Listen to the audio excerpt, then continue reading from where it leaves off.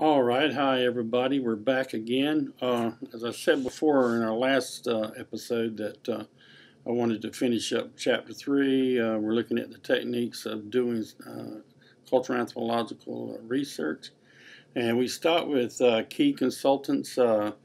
Another important technique, not utilized in every situation, again depending on the questions, is life history research.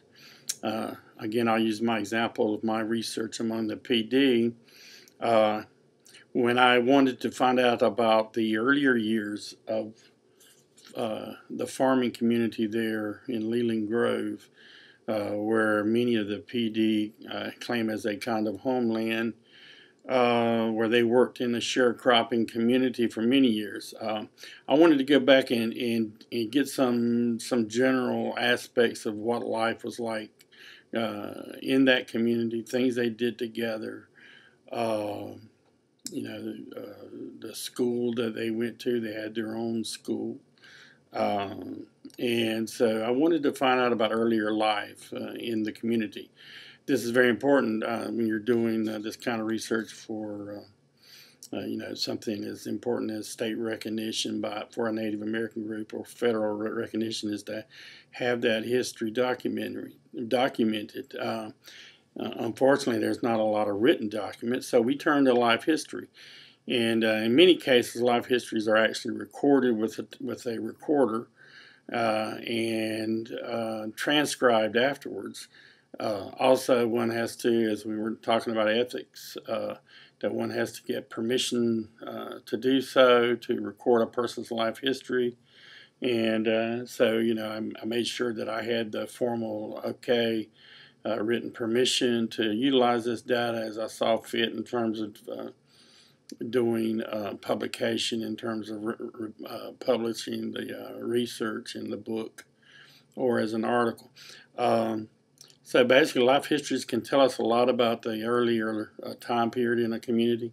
It can tell us a lot about people's their sense of cohesion in the community. Also, another important area, looking at social change, how that society changed over time, that culture or that group. Another important area to think about is the next one, looking at local beliefs and perceptions. It's always been a rule of thumb that what we're after in doing ethnographic research is the point of view of the people we are studying, not so much the point of view of the researcher, though that does come to play, but in search of how the people we're studying, their interpretation of situations, their beliefs, their perceptions of things, because by knowing the local beliefs and perceptions, it tells us a lot about what motivates people's behavior. And so it's vitally important in understanding culture and what motivates behavior by studying beliefs and people's perceptions of things, events. We call that, there's two terms that are important for the test. One is the emic perspective, the other is the etic. The emic perspective is the perspective of the people we're studying. It's their story, their perceptions, their beliefs.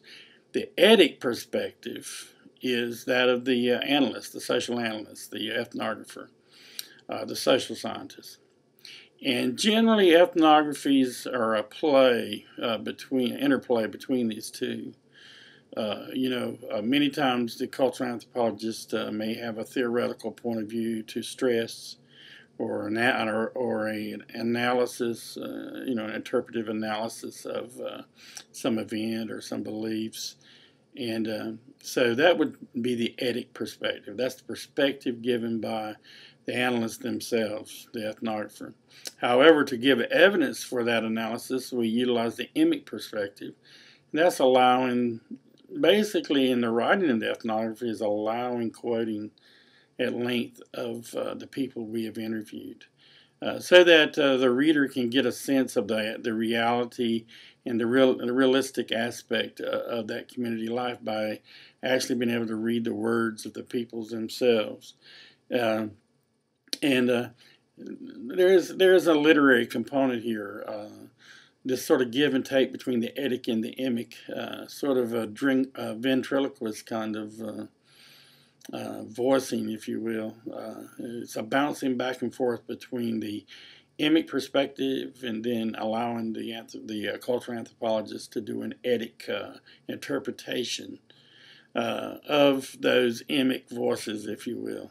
And by doing so, this give and take kind of builds, first of all, a realistic cultural portrait, while at the same time allowing for the cultural anthropologist, the social analyst, to give some theoretical reflections on the local culture.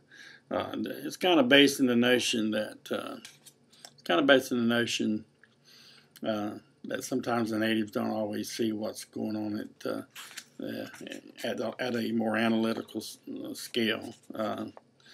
And by saying that, it seemed like a lot of the earlier kinds of ethnographies tended to be more etic in perspective. For example, these early ethnographies were what we call realist ethnographies, and this is one from a famous series that pretty much used a formula, and each one of these kind of look at a culture and do it mostly from an etic third-person perspective, if you will.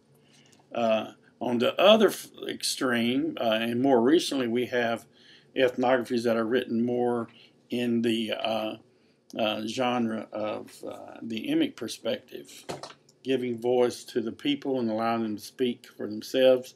I think there's really no better case study than this book. I'm sorry that it's backwards, but it's the way in which my camera, unfortunately, is recording. But the title of the book is Nisa, The Life and Words of a Nakung Woman.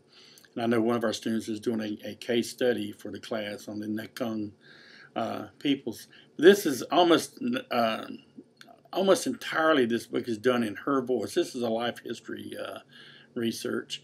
And again, there's very little analysis, very little of the etic, but mostly this book is made up of the emic. And again, it's mostly transcriptions of Nisa herself talking about things such as growing up as a little girl in the culture, growing up as a woman, going through marriage, having children, and even into old age. It's very moving, very evocative kind of piece of work. And it's based, again, in mostly the emic perspective. And but most